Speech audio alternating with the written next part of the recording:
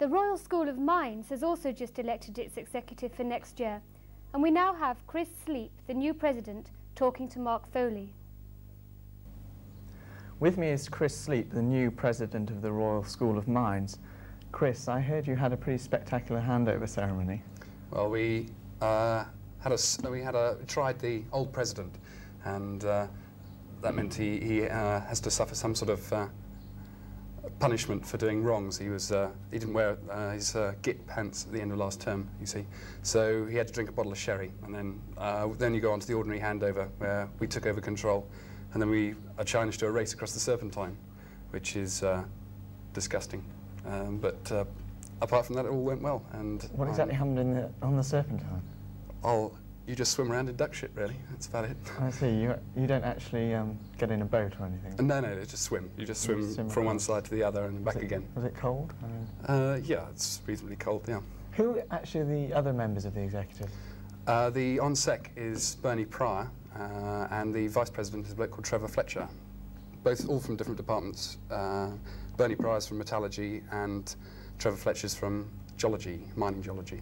Now, I was wondering, you've got this position of responsibility. What exactly are your main tasks as president? Well, I feel very strongly that the student union is supposed to be a union organising social activities and keeping the students happy while they're here for the 3 years. What sort of social activities? Well, it could range from a whole load of things. I mean, you could just from pub crawls to trips to Regent's Park Zoo, or boat trips down the Thames and back again, and I mean, just the list just goes on and on, yeah. Anything like. I hear you're particularly worried about the freshers. Yeah, it seems that we've had a lot of decline in support and enthusiasm from students from school. Perhaps this is a hangover from school attitudes, I don't know. Yeah.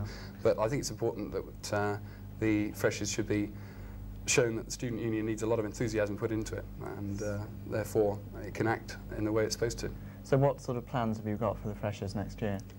Well, I mean, you have the 2 meetings on the first couple of days of term, the first day of term rather, and you can inspire them with grand ideas. I mean, you can, if somebody's keen on making a Monopoly club or something like that, you can say, right, make your own Monopoly club, and we might even give you some money to run it. Just inspire them, try and inspire. What about these freshers' dinners I've heard of? Yeah, Mines Freshers' Dinners have always been running into a lot of trouble and a lot of boycotts from different sections, especially women in science and the women in Imperial College. We've changed the constitution in Mines to read that the freshers, all first-year students, will be invited to an official dinner in the first year, and they'll be invited by the executive committee, the on-sec vice president and myself. Right, so you've actually ended the discrimination? No, not really. Well, it just... You mean you're having 2 sets of dinners? No, there is in fact 4 dinners. Oh, I see. 4 dinners, yes. And 5, sorry, I beg your pardon, there are 5 dinners. And discrimination then is entirely into the hands of the executive. If they want to be discriminatory, then they can be. I see, and that's your decision? Yes. Now, you're a second year now, and your period of office will be the whole of next year, most of next year. Aren't you going to find it a bit difficult to fit in all this work, as well as the work you have to do for your degree? Well, yeah. There's no answer to that. I mean, if you organise your time properly, maybe you can get the amount of work, academic work done that you require. But I'm prepared to drop a grade on that. I think it's worthwhile to come out with a degree, maybe a third, very likely a third. Yes. A third and being president of Mines, if you're a successful president, do the both, rather than coming out with a 2-1 or a 2-2 and not be social. So you're accepting the fact that it's going to be detrimental to your work? You're quite happy about that? Yeah.